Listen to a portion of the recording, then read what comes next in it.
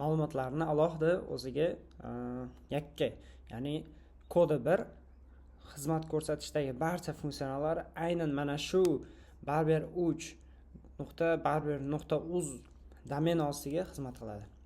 Xo'p, buni kod tomonlama endi ko'radigan bo'lsak, mana shu domen, subscribe plan,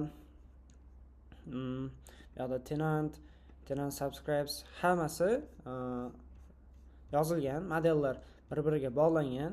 Bir sidra ko'radigan bo'lsak, bu yoqda o'sha bu asosan tenantable o'sha domenlarga bog'langan, o'sha qaysi domenga xizmat qilish uchun. Bu yoqda yana o'sha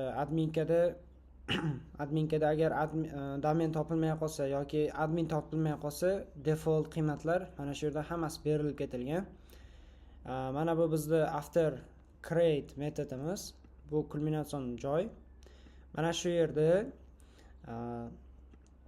o'sha masalan barber3.barber.uz domendan kirgan barber mana shu platforma, mana shu saytdan foydalanayotganda uning o'sha kirgan domeni olinadi va domen orqali u qaysi barberga, qaysi tenantga tegishliligini shu yerdan aniqlanadi. Mana bu yoqda o'sha oxiri barber.uz domen bilan tugaydigan va bu yoqda o'sha barber.uz, ya'ni bu yoqda barber3, bu yoqda barber4 bo'lishi mumkin. Bu yoqda mustidan 12 bo'lishi mumkin.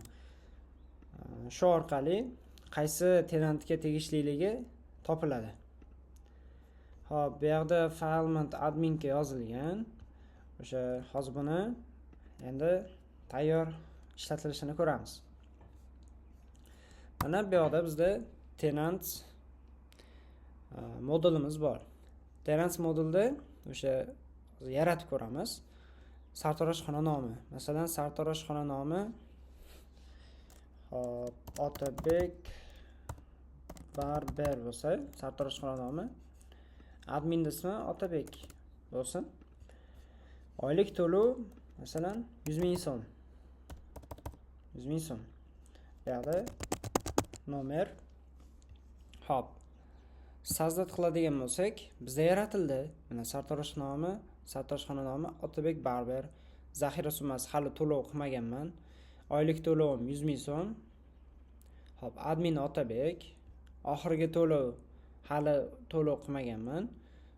Tugash sanasi hop 16, ya'ni 6-oktyabr kuni. Men bir haftalik tekin rejimiga qo'yganman. Boshlangan sanasi bugun 29-sentyabr. Holat aktiv, ya'ni o'sha trial formatda to'lov turi free hozircha. Hop. Endi mana shunga to'lov qiladigan bo'lsak, hop, Otabek barberga to'lov qiladigan bo'lsak, paginatsiya 10 taga tushib qolganda, hop. Otabek barberga bu yerda to'lov qilamiz. Hozircha karta to'lovini qo'ymaganman, faqat naqd to'lov, ya'ni mana shu admin orqali to'laydigan rejimda to'langan summa, ya'ni yozadigan summamiz, ya'ni u mijoz bizga 1 oylik to'lovini pulini beradi. O'sha bergan to'langan summani bu yoqqa yozamiz. Hozir biz 100 mingga qo'ydik. 100 ming qilamiz. Bizda Otabek barberda oylik to'lov, oylik narximiz 100 ming so'm. Zaxira summamiz yo'q. 1 oylik faollashdi. 6-noyabrgacha, ya'ni bizda 6-oktyabrgacha tekin edi bu. 6-oktyabrdan boshlab 6-noyabrgacha 1 oylik to'lov to'laganimiz uchun 6-noyabrdan hisoblab bu aktiv, ya'ni o'chib qolmaydi. 6-noyabrgacha aktiv bo'ldi. Bunday holatlar bo'lishi mumkin. Masalan, mijoz keladi, 3 oylik to'lovini to'lamoqchi bo'ladi. Masalan, 300 ming to'ladi deylik. 300 ming to'lasa 6-fevralgacha Otabekniki aktiv bo'ldi. Zaxira summasi hozircha 0.